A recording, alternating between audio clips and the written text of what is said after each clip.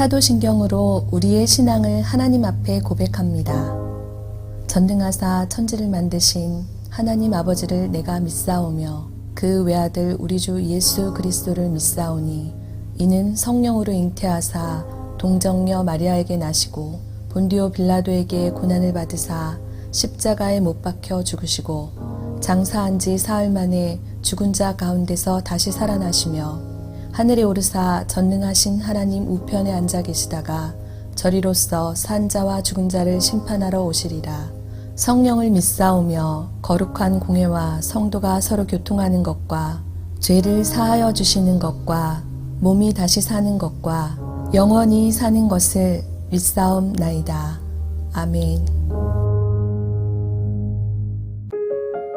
오늘의 말씀 레위기 14장 33절에서 57절 말씀입니다. 여호와께서 모세와 아론에게 말씀하여 이르시되 내가 내게 기업으로 주는 가나안 땅에 너희가 이를 때에 너희 기업의 땅에서 어떤 집에 나병 색점을 발생하게 하거든 그 집 주인은 제사장에게 가서 말하여 알리기를 무슨 색점이 집에 생겼다 할 것이요 제사장은 그 색점을 살펴보러 가기 전에 그 집안에 있는 모든 것이 부정을 면하게 하기 위하여 그 집을 비우도록 명령한 후에 들어가서 그 집을 볼지니 그 색점을 볼 때에 그 집 벽에 푸르거나 붉은 무늬의 색점이 있어 벽보다 우묵하면 제사장은 그 집 문으로 나와 그 집을 이레 동안 폐쇄하였다가 이레 만에 또 가서 살펴볼 것이요 그 색점이 벽에 퍼졌으면 그는 명령하여 색점 있는 돌을 빼내어 성 밖 부정한 곳에 버리게 하고 또 집안 사방을 긁게 하고 그 긁은 흙을 성 밖 부정한 곳에 쏟아버리게 할 것이요 그들은 다른 돌로 그 돌을 대신하며 다른 흙으로 집에 바를지니라. 돌을 빼내며 집을 긁고 고쳐 바른 후에 색점이 집에 재발하면 제사장은 또 가서 살펴볼 것이요 그 색점이 만일 집에 퍼졌으면 악성 나병인즉 이는 부정하니 그는 그 집을 헐고 돌과 그 제목과 그 집의 모든 흙을 성 밖 부정한 곳으로 내어갈 것이며 그 집을 폐쇄한 날 동안에 들어가는 자는 저녁까지 부정할 것이요 그 집에서 자는 자는 그의 옷을 빨 것이요 그 집에서 먹는 자도 그의 옷을 빨 것이니라. 그 집을 고쳐 바른 후에 제사장이 들어가 살펴보아서 색점이 집에 퍼지지 아니하였으면 이는 색점이 나은 것이니 제사장은 그 집을 정하다 하고 그는 그 집을 정결하게 하기 위하여 새 2마리와 백향목과 홍색실과 우슬초를 가져다가 그 새 하나를 흐르는 물 위 질그릇 안에서 잡고 백향목과 우슬초와 홍색실과 살아있는 새를 가져다가 잡은 새의 피와 흐르는 물을 찍어 그 집에 7번 뿌릴 것이요 그는 새의 피와 흐르는 물과 살아있는 새와 백향목과 우슬초와 홍색실로 집을 정결하게 하고 그 살아있는 새는 성 밖 들에 놓아주고 그 집을 위하여 속죄할 것이라. 그러면 정결하리라. 이는 각종 나병 환부에 대한 규례니 곧 옴과 의복과 가옥의 나병과 돋는 것과 뾰루지와 색점이 어느 때는 부정하고 어느 때는 정함을 가르치는 것이니 나병의 규례가 이러하니라. 오늘 우리가 읽은 레위기 14장 마지막 부분의 말씀은 앞서 13장과 14장에서 중심 주제가 되었던 나병에 관한 말씀이 마무리되고 있습니다. 우리는 앞선 13장과 14장 말씀을 통하여서 나병의 증상과 진단 그리고 이스라엘 공동체로의 회복을 위한 정결의식을 살펴보았습니다. 그런데 오늘 말씀을 보면 이 나병이 사람만이 아닌 다른 곳에 발병하는 경우에 대해서 기록된 것을 볼 수 있습니다. 이것은 이미 앞선 레위기 13장 33절에서 53절 말씀에서도 확인할 수가 있었습니다. 앞선 레위기 13장 33절에서 53절 말씀에서는 나병이 사람의 피부 외에도 의복이나 가죽에 생길 것을 말씀하기도 하였습니다. 그런데 오늘 말씀은 나병이 의복이나 가죽이 아닌 집에도 발생할 수 있음을 말하고 있습니다. 그렇다면 여러분, 집에 나병이 발생할 경우에 어떻게 해야 할까요? 만약 나병이 집에 발생한 경우에는 집 주인은 즉시 제사장에게 그 사실을 알려야만 했습니다. 그리고 제사장은 집을 살펴보러 가기 전 나병이 발생한 집에 있는 모든 물건들을 비우도록 하였습니다. 그 이유는 집의 모든 물건들을 비움으로 인하여 첫째는 집에 있을 나병을 제사장이 잘 진단하기 위함이었고, 또 한 가지는 그 집에 있는 물건들의 부정을 방지하기 위함이었습니다. 만약 제사장이 그 집을 확인하고 부정하다고 선언하게 되면 그 집에 남아있는 물건들도 모두 부정한 것이 되어버려서 처분의 대상이 되고 맙니다. 그런데 그때 집안의 물건을 내어놓지 못하였다면 재산상 피해를 볼 수밖에 없는 것이죠. 때문에 하나님께서는 제사장이 와서 그 집이 부정하다라고 선언하기 전에 집안의 물건들을 모두 비우도록 함으로써 그 가정의 재산을 보호할 수 있도록 배려하신 것입니다. 그 후 이제 제사장은 비워진 집에 들어가서 그 집안에 색점이 발생하였는지를 확인합니다. 이때 제사장은 벽에 푸르거나 붉은 색점이 있는지, 또 색점이 바란 벽이 더 움묵하게 되었는지, 색점이 벽에 퍼졌는지를 관찰하였습니다. 그리고 그렇게 색점이 관찰되면 그 집은 즉시 7일 동안 폐쇄되고, 7일이 지난 후 만일 그 집의 색점이 더욱 퍼지면 감염된 부위의 돌이나 흙을 제거해서 진영 밖 부정한 장소에 버리게 하였습니다. 그러나 이와 같이 하였음에도 불구하고 그 집에 발생한 나병의 색점이 다시 발견된다면 그 집을 모두 헐고 그 집을 지을 수 있었던 재료가 되었던 돌과 흙, 나무 모든 것들을 성 밖 부정한 곳에 버림으로써 공동체의 정결을 지키도록 하였습니다.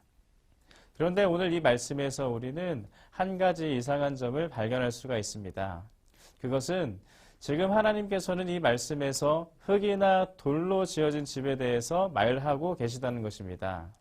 여러분, 지금 이스라엘은 출애굽 후 광야에서의 삶을 살고 있습니다. 애굽에서 벗어나긴 하였으나 아직까지 가나안에 입성하지는 못하였고 그저 구름 기둥과 불 기둥을 따라서 하나님께서 원하시는 때에 원하시는 장소로 이동하는 삶을 계속해서 살고 있었다는 것입니다. 그러니 지금 현재 이스라엘 백성의 삶을 돌아보면 오늘 말씀에서와 같이 흙벽돌이나 돌로 만든 집이 있을 수가 없었다는 것입니다. 임시로 만든 천막으로 된 집에 거주하였다는 것입니다. 그런데 왜 하나님께서는 오늘 이 말씀을 통하여서 있지도 않은 벽돌집에 생긴 나병에 대해서 말하고 계실까요? 하나님께서는 장차 가나안에 정착하여 살게 될 이스라엘 백성의 미래까지를 바라보고 말씀하신 것입니다. 오늘 말씀 레위기 14장 34절은 이렇게 말합니다. 내가 내게 기업으로 주는 가나안 땅에 너희가 이를 때에 너희 기업의 땅에서 어떤 집에 나병 색점을 발견하게 되거든. 34절 말씀은 이렇게 말하고 있습니다. 가나안 땅에 너희가 이를 때에. 무슨 말입니까? 장차 가나안 땅을 정복하고 그 땅에서의 삶을 살게 될 때를 말하는 것입니다. 이것을 볼 때 지금 하나님께서는 지금 현재 이스라엘의 정결한 삶도 원하셨지만 그것만이 아니라 장차 다가올 미래에서의 삶에서도 온갖 부정에서 벗어난 정결한 삶을 원하신다는 것을 우리는 알 수 있는 것입니다. 사람의 피부, 옷감이나 가죽, 그리고 집에까지 생기는 나병에 대한 이 규례는 성경에서 이스라엘 백성들의 정결한 삶이 장차 찾아올 일상생활의 모든 영역에서까지 절대적으로 중요하게 요청된다는 사실을 말해주고 있다는 것입니다. 그리고 그것은 오늘날 우리에게도 마찬가지라는 것을 우리는 기억해야 될 줄 믿습니다. 하나님께서는 이스라엘 백성의 정결함을 위하여서 그들 안에 있는 모든 부정을 다 씻어내라 말씀하셨습니다.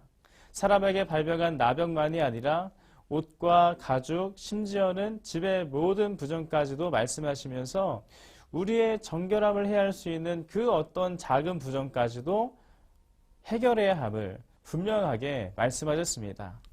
사랑하는 성도 여러분, 오늘 여러분의 삶의 모습은 어떠하십니까? 여러분의 삶 구석구석 모든 부분을 하나님께서 기뻐하시겠습니까?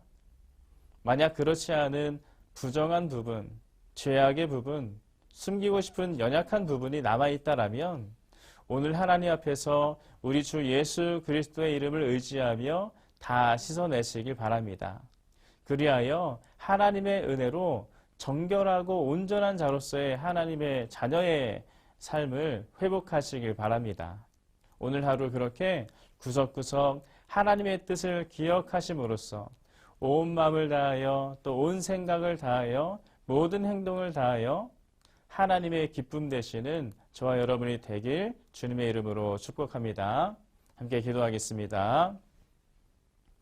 할렐루야. 살아계신 하나님, 하나님께서 오늘도 우리와 함께 하시며 오늘 하루를 주님을 위해서 살아갈 수 있도록 인도하시니 감사합니다.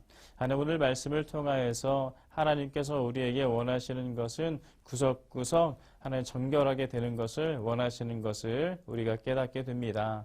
하나님, 오늘 우리의 삶을 돌아보건대 하나님 앞에서 온전치 못한 부분이 참으로 많이 있습니다. 그 모든 연약하였던 부분에 대하여서 이 시간 우리 함께 회개하며 나아가오니 회개하는 모든 부분마다 하나님께서 다 은혜로서 그 모든 죄악을 씻어주시고 다시 온전함으로써 정결함으로써 하나님만을 바라볼 줄 아는 우리 모든 믿음의 성도가 될 수 있도록 인도하여 주시옵소서. 오늘 하루 온 마음을 다하여서 온 희생을 다하여서 하나님을 섬기길 원합니다. 아버지의 역사하여 주시고 주의 힘과 능력을 더하셔서 그렇게 살아갈 수 있도록 도와주시옵소서. 역사하실 줄 믿사오며 살아계신 예수님의 이름으로 기도드립니다. 아멘. 주님이 가르쳐 주신 기도로 예배를 마칩니다. 하늘에 계신 우리 아버지여, 이름이 거룩히 여김을 받으시오며 나라가 임하시오며 뜻이 하늘에서 이루어진 것 같이 땅에서도 이루어지이다. 오늘 우리에게 일용할 양식을 주시옵고 우리가 우리에게 죄 지은 자를 사하여 준 것 같이 우리 죄를 사하여 주시옵고 우리를 시험에 들게 하지 마시옵고 다만 악에서 구하옵소서. 나라와 권세와 영광이 아버지께 영원히 있사옵나이다. 아멘.